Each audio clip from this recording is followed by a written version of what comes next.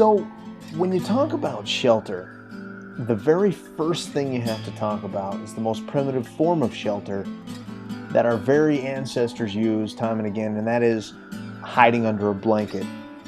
When a predator approached, or a rival tribesman, many of us would hide under a blanket. So I'm teaching my kids this today. The thing about hiding under a blanket is they don't do it very long before they get bored.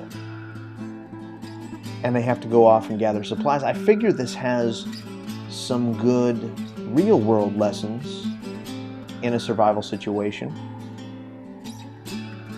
Though the supplies that they end up gathering are mostly useless because they get toys and garbage, things that you don't need or won't help you survive.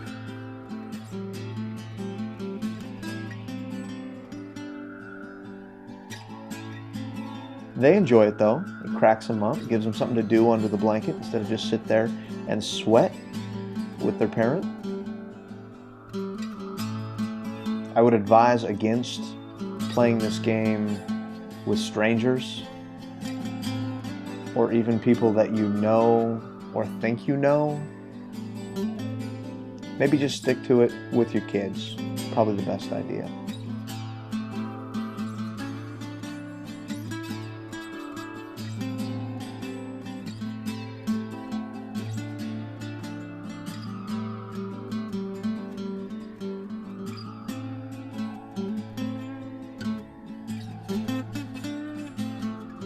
After a while, under the blanket, even with the toys, the tedium, the boredom, the monotony of being under the blanket just becomes too much. And they can't handle it. They can't handle it anymore.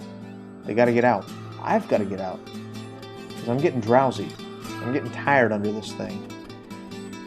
And I am sweating to no end, believe me. It's terrible.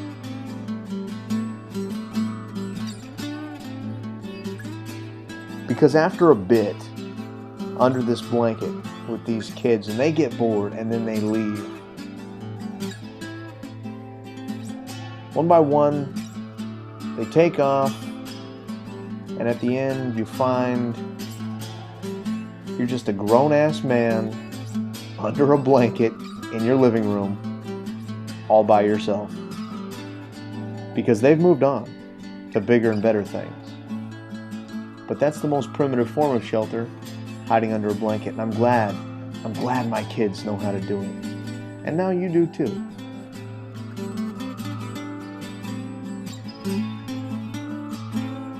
The next form of shelter we're going to move on to is building a fort, a blanket fort no less. This one I don't get as sweaty on because I don't have to hide under it. But I build it. So it takes a little more ingenuity, a little more creativity, a little more construction on my end. But that's fine. They help where they can. They destroy what they can't.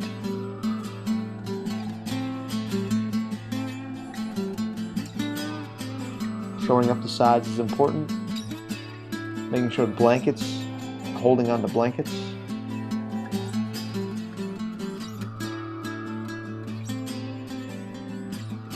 So in a survival, a post-apocalyptic situation, a fort blanket would better teach lessons of building a more permanent shelter.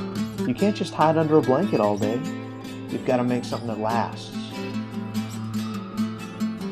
But even with a blanket fort,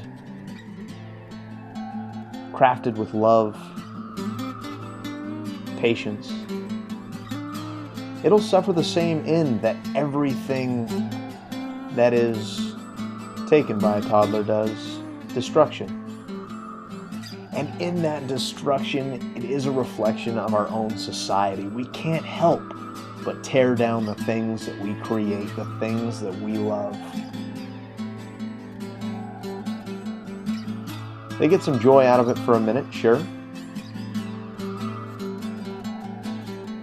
And if that's all it is, if that's all they get, this generation, the 2-year-olds and 3-year-olds of today,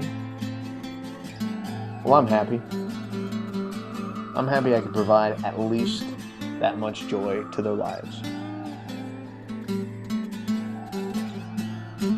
I hope you've learned something. Teaching Humans, My Parenting Advice, Chapter 1, Shelter.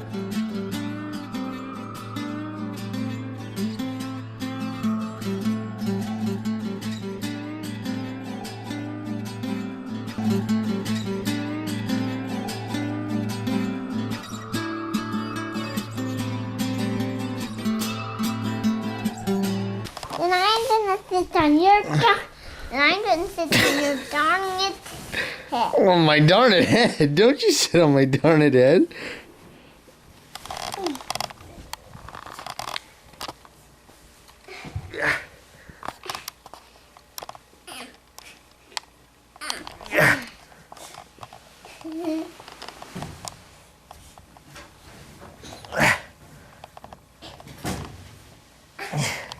You're a monster.